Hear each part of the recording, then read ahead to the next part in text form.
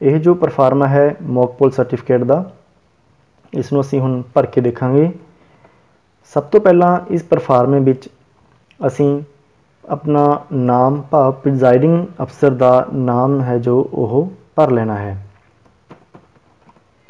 इस तो बाद असीं जो पोलिंग स्टेशन का नंबर है साडा, सानू बूथ नंबर प्राप्त होगा, असीं इत्थे वो भर लेना है। उस तो बाद साडा जो विधान सभा हल्का है वह असीं इत्थे भर लेना है।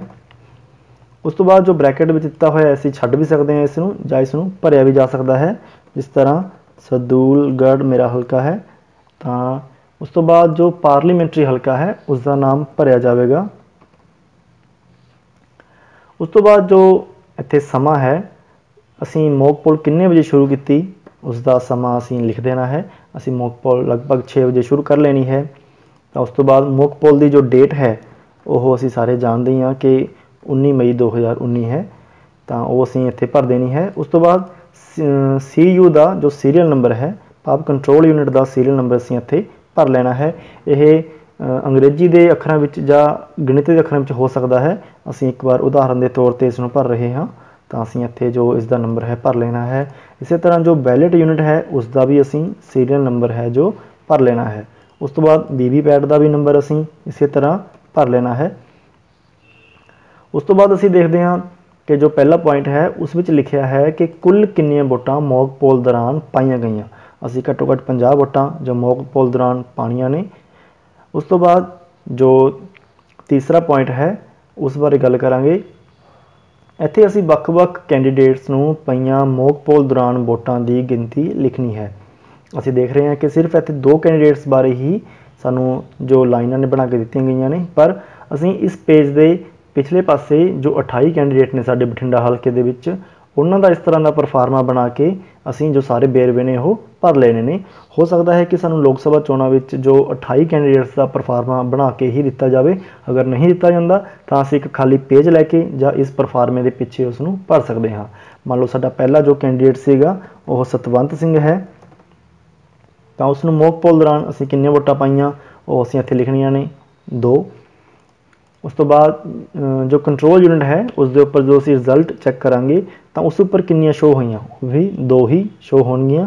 तो इसी तरह जो VVPAT की पर्ची है उस उपर कितनियां पर्चियां जो इस कैंडीडेट दी निकलियां ने, वो भी 2 ही निकलणगियां।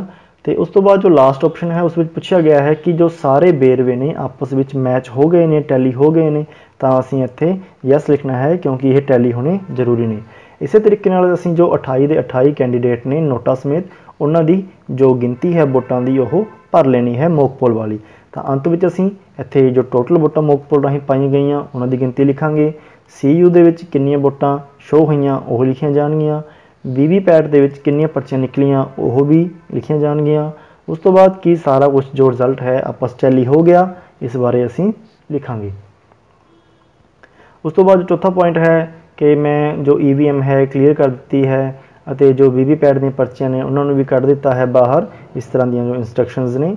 उस तो बाद जो 6वां पॉइंट है जो असल वोटिंग है मॉक पोल तो बाद की जाने वाली वोटिंग उसका समा ਅਤੇ डेट असीं इत्थे लिखनी है। सब तो पहला असीं इत्थे लिखांगे डेट।